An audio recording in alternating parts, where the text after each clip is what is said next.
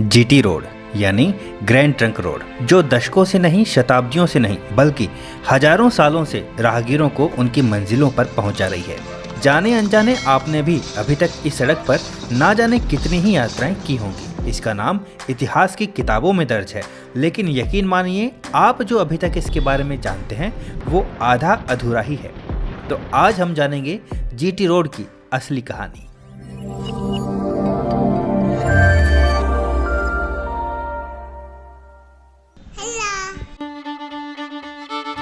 भले ही ये एक आम सुबह है, पर इसका इंतजार हमने बड़ी ही बेसब्री से किया है। कड़ाधाम से कानपुर जाते टाइम रास्ते में ही अंधेरा होने के कारण हम रात को यहाँ फतेहपुर में रुक गए थे, पर यहाँ बीती रात हम कभी भी नहीं भूलने वाले।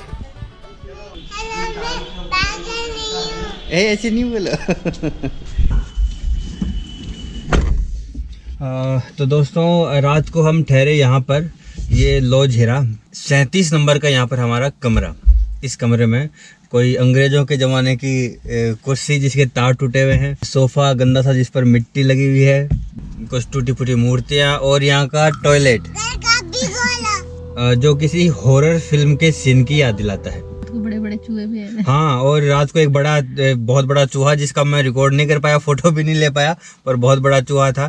खैर, ये हमारा एक्सपीरियंस था 37 नंबर के कमरे का।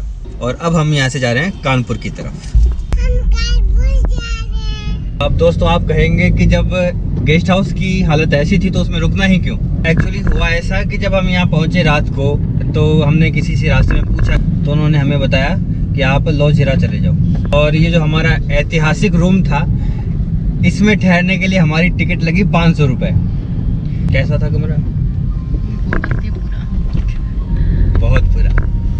ये जो सड़क है जिस पर हम अभी चल रहे हैं, ये कोई आम सड़क नहीं है, बल्कि इसने भारत का एक बहुत ही लंबा चौड़ा इतिहास जिया है। इसका नाम है ग्रैंड ट्रंक रोड और ये साउथ एशिया के सबसे पुराने और सबसे लंबे मार्गों में से एक है। तो इस सड़क के बारे में जो आधा अधूरा ज्ञान हमने किताबों में पढ़ा है, उसके अस्तित्व की असली पहचान की कहानी जारी रहेगी। पर पहले हम देखेंगे रास्ते में आने वाली एक खास जगह। तो दोस्तों, कानपुर की तरफ आगे बढ़ने पर करीब 4-5 किलोमीटर की दूरी पर लेफ्ट साइड में बिंदगी की तरफ एक रास्ता निकलता है। यहाँ पर करीब 6 किलोमीटर की दूरी पे एक रावण की बहुत ही बड़ी स्टैचू बताते हैं।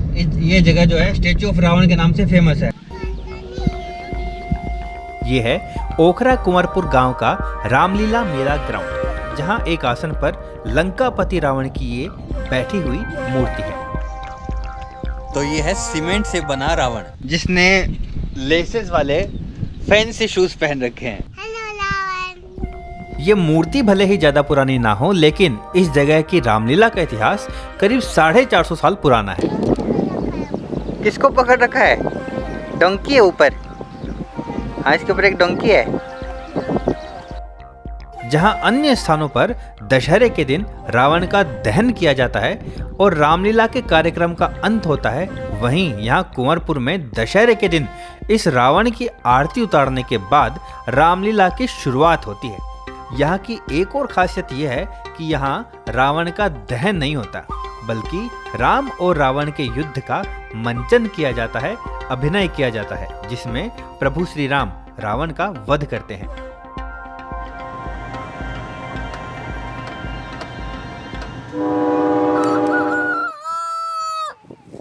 रामलीला के अलावा बाकी के दिनों में ये जगह यहाँ के आसपास के लोगों के लिए एक सेल्फी पॉइंट है, जहाँ वे यूं ही घूमने आते हैं और तालाब के किनारे पैर लटकाकर बैठते हैं और इस जगह का आनंद उठाते हैं। बात करें इस गांव की, तो तालाब के किनारे पर बसे इस गांव का जो वातावरण है वो बहुत ही शांत है और हमारे दिलों में अपनी छाप छोड़ने वाला है। जैसा कि हमारे मन में एक गाँव की छवि होती है, एक चित्र बना होता है, बिल्कुल वही झलक आपको यहाँ पर देखने को मिलती है।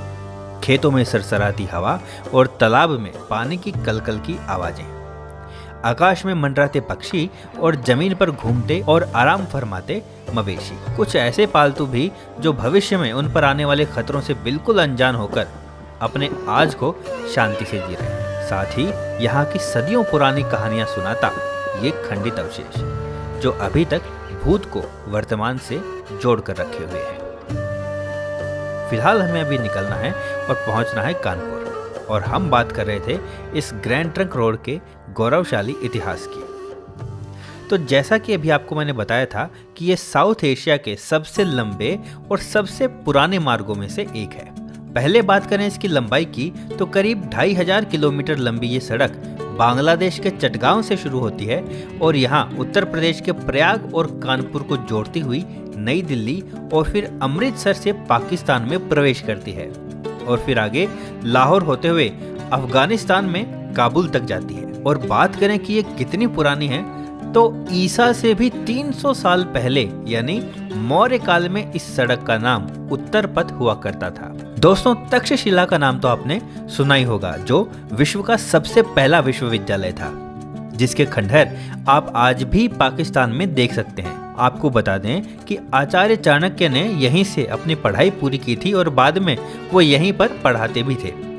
तो ये जो तक्षशिला नगर है ये मौर्य काल में व्यापार का एक प्रमुख केंद्र भी हुआ करता था। तो मौर्य राजाओं ने अपनी राजधानी पाटलिपुत्र यानी आज की जो पटना है उसको तक्षशिला से जोड़ने के लिए इस राजमार्ग का उन्होंने निर्माण करवाया था।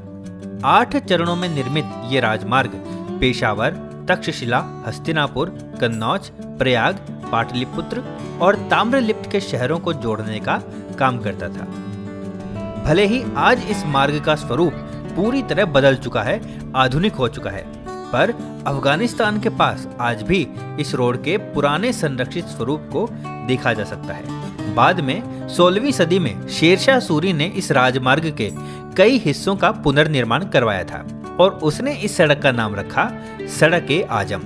उसने पहचान के लिए हर कोस पर एक कोस मीनार का निर्माण करवाया था। उनमें से कई मीनारें आज भी सुरक्षित हैं और इनको दिल्ली अंबाला रोड पर देखा जा सकता है। इसके बाद 17वीं सदी में ब्रिटिश शासकों ने इस रोड का पुनर्निर्माण करवाया और उन्होंने इसका नाम रखा ग्रैंड ट्रंक रोड, जो कि आज भी प्रचलित है। लेकिन इस सब में मुख्य बात यह है कि जिस सड़क का निर्माण हजारों साल पहले मौर्य शासकों ने करवाया था, इतिहास की किताबों में उसे बनाने का श्रेय पूरी तरह शेरशाह सूरी को दिया जाता है। तो दोस्तों, अब हम पहुंच चुके हैं कानपुर। ये एक औद्योगिक महानगर है जिसका ऐतिहासिक महत्व भी बहुत है और पौराणिक महत्व भी बहुत है। लेकिन फिलहाल आज के वीडियो में बस इतना ही। अगले वीडियो में हम करेंगे कानपुर के दर्शन की शुरुआत। मिलते हैं अगले वीडियो में। Thank you.